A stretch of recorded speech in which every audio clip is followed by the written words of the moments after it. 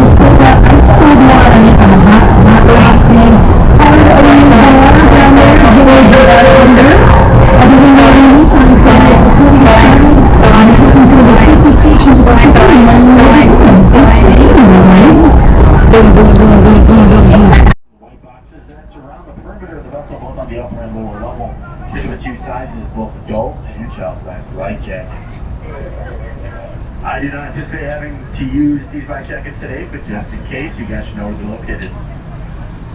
We ask as we're underway that there's no standing or kneeling on any of the seats, seat backs, benches, or rails. No leaning over the side of the boat. This is also a non-smoking and drinking bottle. Hello, Bangkok.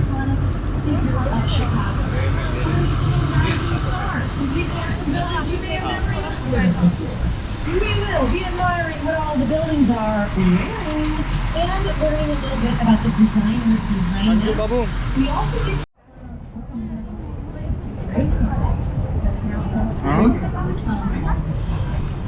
now is Living Museum, history, art, engineering, and architecture. We all got to enjoy this beautiful sunny day together on the river. All right, I want to thank everyone on behalf of Shoreline Sightseeing, the captain, the crew, and myself. Again, I'm Ashley. Thank you so much. Welcome to Chicago. You're doing great. Thank you. मतलब पुल उधर चढ़ते होंगे तो इधर उतरते होंगे।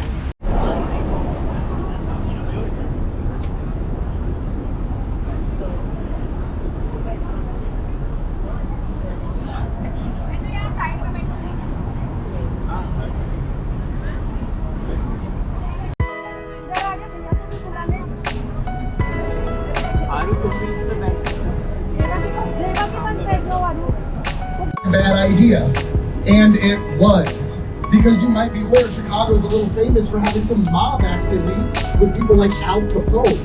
So the Jewelers Building was a pretty hot spot to get robbed. So what they did is they built a giant elevator that opened up onto street level, where you could drive those jewel trucks into that elevator and then raise them up to a different floor to unload those jewels in the safety of the building itself.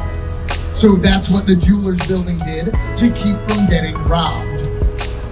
But now as we come under this bridge, on the right side of the river, you're going to see two of our most photographed within the last 10 years. With one notable exception. That curved mirrored glass building on your left, that's the Nuveen Building. It was built in the 1980s, but way ahead of its time, fits in with all these much younger buildings all around it.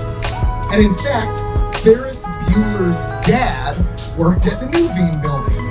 If you're familiar with that 100% true Chicago documentary, Ferris Bueller's Day Off. But now this area that we're in right now, like I said earlier, it's called Wolf Point. Wolf Point is where the three branches of the Chicago River meet. So we just came up the main branch of the river.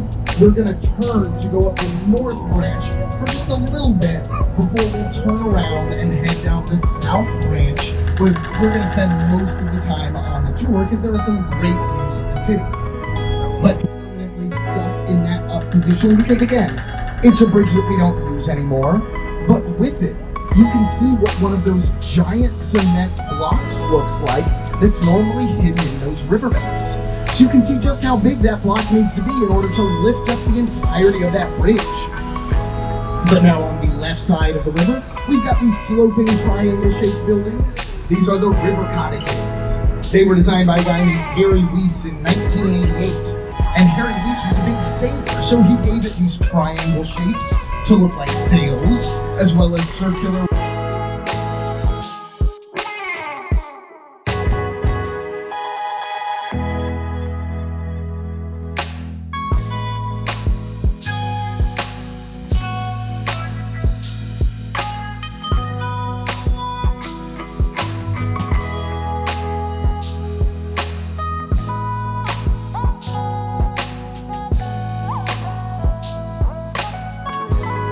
Is called the international style of architecture because it's kind of such a generic looking building that can get picked up and put down in just about any city in the world, and it would probably fit in well enough. Okay, now we're going to do our last jump into the 1980s, so feel free to make a stupid noise with me. Whoa! And we even got some hand movement. Whoa! And we even got some great. Now on the right side of the river, you'll see that curved mirrored glass building. That building is from the 80s. You can see they are out of the box. They don't want square buildings anymore. They want a building that curves where the river curves. So we're seeing that contextualism that we talked about earlier, only this time instead of nodding to other buildings, that is nodding to the river itself. And now the reason you don't want to be in a swaying or drifting building is because you can get seasick or nauseous in a moving building. But to help combat that, when they created the Sears Tower, they made it out of a bundle of columns. So if you looked at the Sears Tower from a bird's eye view straight down, it would look like a 3x3 grid of 9 columns. And think about it like a stick that you put in the ground. It's pretty easy to blow that stick over. But if you take that stick in the ground and then surround it with 8 other sticks and bind them all together, it becomes much harder to blow over. So that's the idea behind bundling those columns. And the second way that we talk about dealing with drift, we'll be talking about that third way a little bit later in the tour. But how do you measure a tall building like that? It goes from its lowest open air public entrance to the top of its roof or spires. Now those antennae on top are temporary mechanical equipment. They do not, we'll give it to New York anyway. And now if you look all the way up to the top of the Sears Tower, you can see those glass boxes sticking out. That's the sky deck where people are looking down on us as we look back up at them. So yeah, feel free to give those people that way. Who knows if they can actually see us, but it's going to be neighborly. But now let's talk about the naming situation, which you will also get a great view of the Sears Tower in between these two buildings on the right. That'll be a circle.